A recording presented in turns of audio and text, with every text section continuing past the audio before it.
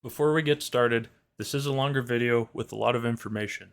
But before you leave, check out the chapters below to see if there's a segment that interests you.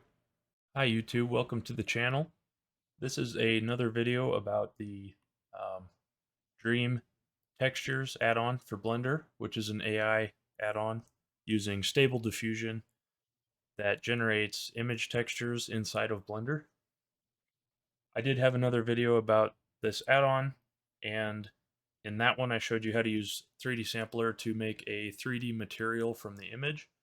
So if you want to see that, you can either click on the card that pops up on your screen, or you can go to the end screen and I'll have a link there. So real quick, I'll show you where to get the add-on. So I'll pull up my browser, just type in something like Dream AI for Blender, um, and then scroll down until you find the GitHub link, and you want this Carson Cattree Dream Textures link here. So click that. It'll take you to GitHub. You can see here the release version I'm using is 0.0.8. So you'd want to have that or higher to be able to use the batch generating option. And once you get to this page, you can scroll down to the bottom and they have installation instructions. So basically, the first thing you need to do is um, click on that, and in here, just follow the instructions, but you can pick which version you need, and then it'll download a zip file. Once you get that zip file, don't open it, don't extract it, you don't have to do any of that. All you have to do is go back into Blender, into Preferences, Add-ons, and then click Install. And once you do that, go find where the file was saved. Normally it'll just be in your downloads folder, and um, it'll look like one of these. It'll pop up automatically. It's just a zip file. So you'd click that and then hit install add-on. It'll take us a few minutes at the most. And then once you've done that, this menu inside of the add-ons tab will pop up. There's more instructions in here. So basically, you download the add-on, install it, and then you have to install a couple other files that go with it. But they have live links inside of this menu that show you how to get those files. So a couple more smaller downloads, and you're ready to go. Then just make sure that you click this checkbox here to enable the add-on. And if you have any errors, just restart Blender and try to check it on again. That normally solves errors with add-ons. Okay, so now let's get into it. So as I said, this is a generic Blender file. We don't need to do anything with the stuff in the scene. So I'm going to go over to the texture paint. You can use any tab in Blender here that uses the image editor. So for this one, I'm using texture paint. I just pulled the screen to the right, and all we need is the actual image page here. So what you want to do when you come into the texture paint tab, you'll probably see this with a second screen on the right. Move things how you want, but what you're looking for on the right side here is the Dream tab, and when you open it up, this is what it'll look like. So click the little arrow by Dream Texture. The model, you'll probably only have one to start with. That's one of the files you downloaded to set it up. And you can see all the different settings in here. For now, we won't go through a lot of them, just a few of them, but basically this AI uses typed prompts, and based on what you tell it, it'll generate images that it thinks closely match your prompt. So there's different types of prompts. Textures basically tell it, I think, that you want flat images, so there's no real like angle of the camera. It's just a nice overhead flat view. Photography gives you really good realistic results, but you have to play with the settings more, so you can tell it how close to be, what kind of what kind of lighting, what kind of camera, that stuff. And then you can check seamless on or off, and what that does is it makes a repeating pattern. If you check it on, um, the repeating pattern will connect so that you can't see a seam, but you'll still be able to see a repetition in the texture, but it won't have an ugly line in it where it's broken. So texture just has the one line. Photography has one line and then some other settings, and there's other ones. Concept art, you can change it to environment, character, weapon, vehicle. There's some cool stuff. So you'll want to just play around with it. Um, but the first one we're gonna look at here is texture. So there's two ways we're gonna go about generating these in this video. The first one, we're just gonna type in a subject. So the subject here is the prompt. That's the text you enter to tell the AI what to make an image of. So I'm gonna type, let's type red rock wall high detail. We want it seamless. You can pick which axis, so you can make it only seamless in one direction, but I'm going to keep it on both. Size, this is the dimensions of the image in pixels. I think the default is 512, so we'll go to that. I've noticed that I can get up to 2048 by 2048, and then I run out of video RAM, and I have a 3090, so 24 gigabytes gets eaten up by a 2K image. So um, play around with that, but depending on how much VRAM you have access to, you're going to be limited on the resolution. Under source image, you can add files and do different things to add to the prompt using an existing image. I'm not going to get into that now because that's not in the scope of this video, but maybe later. So under advanced, there's a couple things you need to know. The seed is the kind of that exact version of the output from the prompt. So if you type something in there, it will link it to some known output, I believe. Otherwise, just leave it blank and it'll generate whatever it wants to, and you can click random to just make it go through random seeds. Precision, you can leave it automatic. I know that half precision helps the GPU use less RAM, but I've had it crash when I set it to that, so I'll just leave it on automatic for now. Steps basically help with quality, so the default is 25. If you go higher, it'll take longer, but it might have better quality and fewer artifacts, which are just weird looking little dots and stuff that appear in the image. CFG scale, I believe this is the default 7.5. It's something to do with, it says how strongly the prompt influences the image. So the higher that is, the more your prompt changes what this spits out.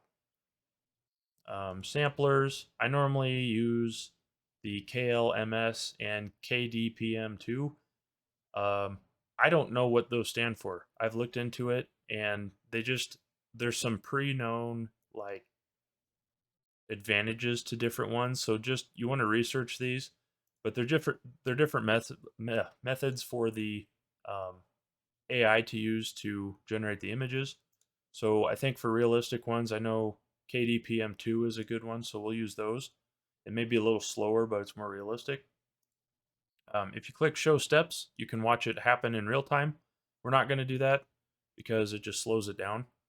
And then the new thing here for this version that they added is this iterations setting. So if you run one iteration, it will make one image and then stop. If I click on, well, let's just start with that. So let's click generate.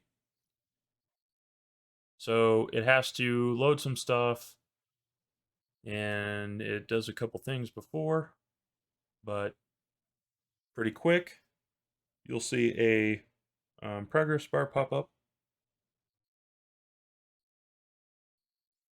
So what this is doing is it's pulling from a database of images, and based on your prompt, it's generating a new picture to try to match what you wanted. So here you can see a red rock wall. So now that's all fine and good, but say I didn't quite like this one.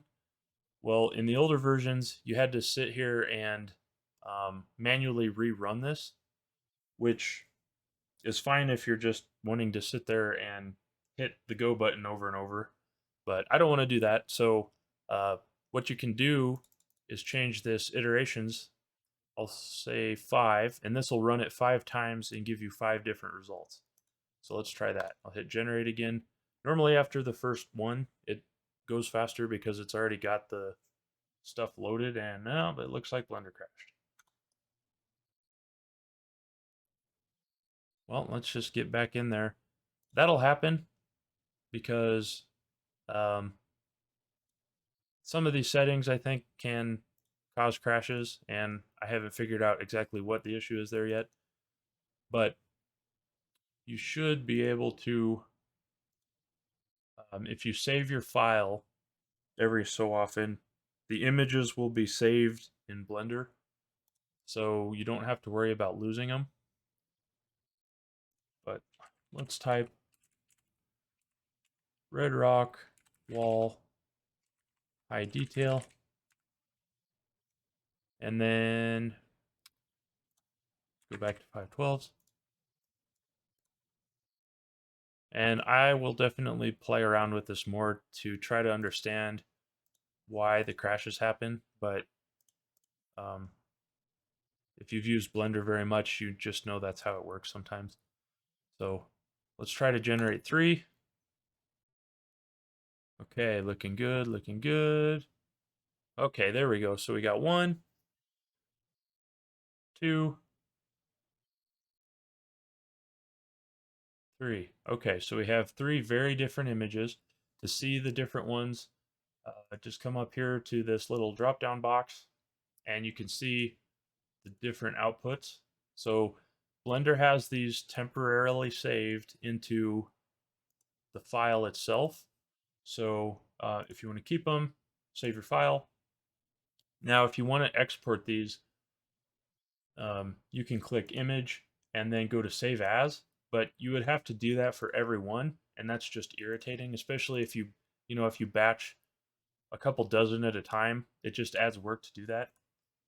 So uh, to export those images in one go, you can go to File and then say External Data and go to Unpack Resources, and then write files to current directory. So you have to be aware this will make a folder called textures that is right next to wherever you save this Blender file. So be aware of that.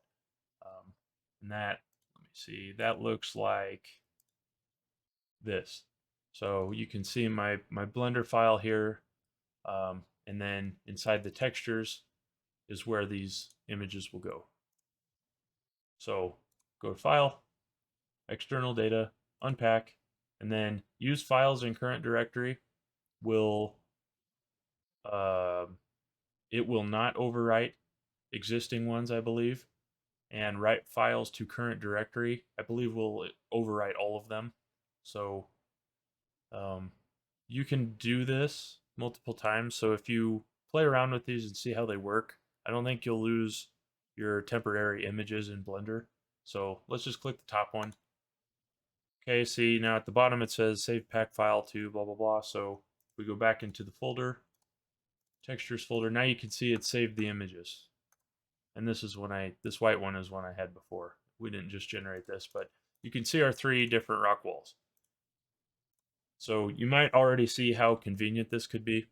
In my other video, I showed how to turn these directly into 3D textures using Adobe 3D Sampler, which I bought with Substance Painter, so it's not free, and there's other apps you can use to do that, but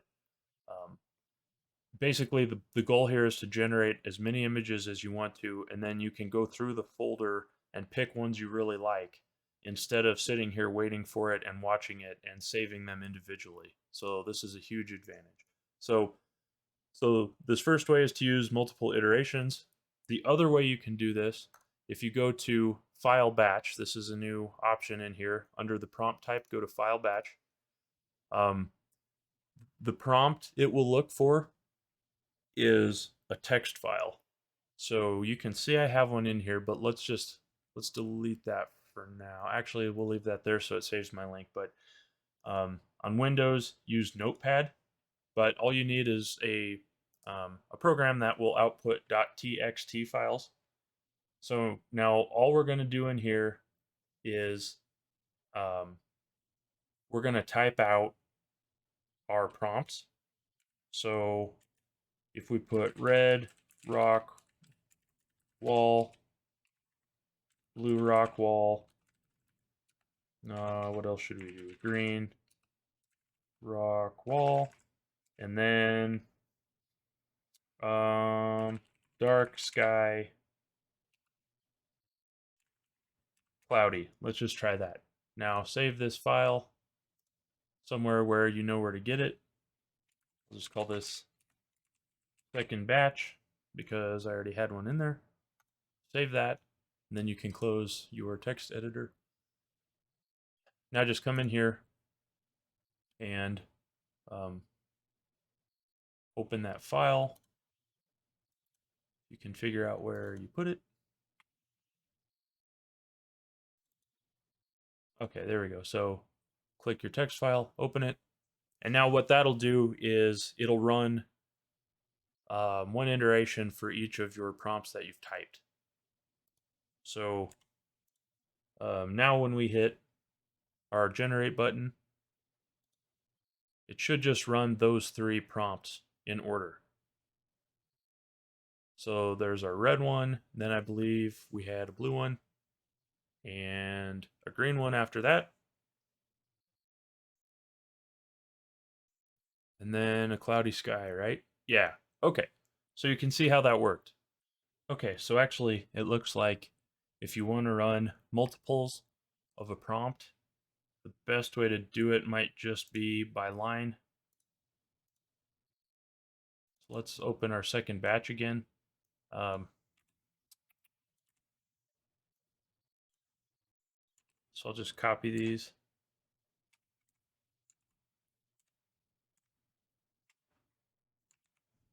So now we have red rock wall 3 times. And then we'll save as, and we'll call it second batch 2. Save. Okay. So let's try that. Okay. Looks like our settings are the same, so hit generate. So now hopefully we'll see 3 separate red rock walls. And it looks like our seed is set at 0. So to stop a generator, just hit this X here. And then we need to get rid of the seed, and we might have to click random seed on to do this. So let's, with our second batch 2 still selected, we'll hit generate again. Okay, there we go. So we got random seeds popping up now. So 1, 2, and 3 red rock walls. Now we've got a blue one, then a green one, and so on and so forth. So that's the 2 ways to get a whole bunch of iterations of images. So now if we look at our images, we have bunches of them in here. So to click on each one of these and then image save as would be a pain. So instead of that, we'll do our little process. Okay, we'll go to external data under file, unpack resources, and then use files in current directory. Might take a second or 2 to save them, but Blender should already have them, so it won't take too long. And then let's go look in our folder again, and here you can see all of our textures. So pretty convenient, pretty fast. It won't take you near as long to do this as it did for me to explain it. But yeah, I think this is great. Play around with all the settings, all the different prompt types. It's really cool. If you guys found this helpful, please consider liking, subscribing, all that magic YouTube stuff. It helps a lot, and I'd like to, continue learning with all of you. So, um, look for that end card if you want to see how to turn these into a 3D texture that you can import right back into Blender. Otherwise, thanks for watching.